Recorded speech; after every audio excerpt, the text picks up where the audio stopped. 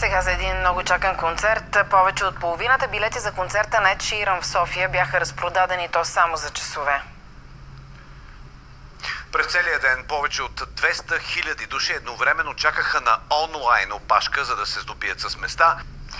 Здравейте, платформата за онлайн продажба отвори в 10 сутринта, но още час преди това вече имаше дълга опашка от чакащи.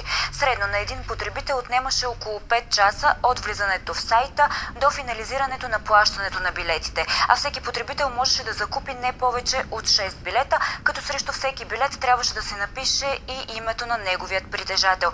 И в един момент жена ми каза: а ти разбра ли, че всъщност утре в 9:30 започва всичко? И съм явно го късметлия от снощи още.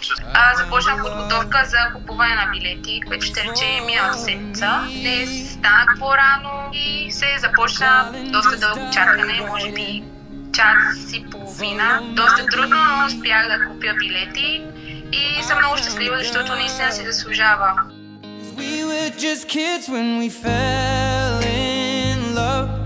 Not knowing what it was, I will not give you up this time.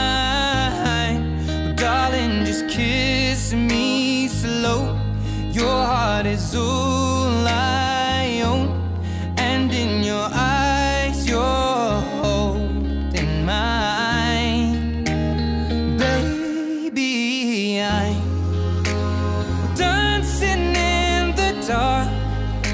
with you between my arms, barefoot on the grass, we're listening to our favorite song.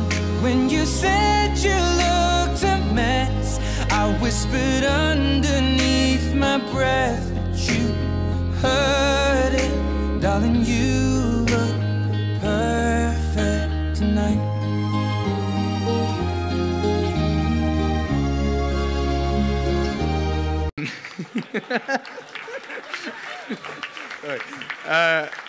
I don't